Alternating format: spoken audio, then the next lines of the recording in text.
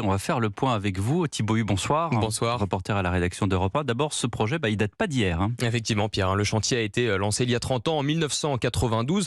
Une ligne à grande vitesse entre Lyon et Turin de 270 km avec un tunnel de 57 km à travers les Alpes.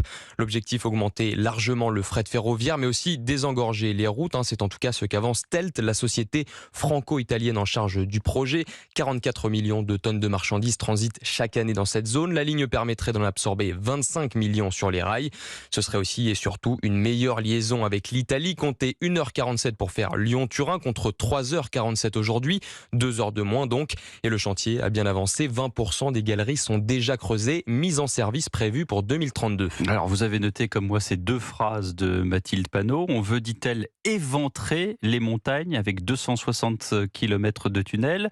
Et puis, elle dit que c'est un projet illégal vis-à-vis du droit de l'eau. C'est vrai sur ce dernier point ? Alors, il est trop tôt pour statuer sur une éventuelle illégalité, mais en tout cas, une commission d'enquête a été ouverte à l'Assemblée nationale il y a 3 jours, notamment sur cette question de drainage très important d'eau souterraine pour les forages.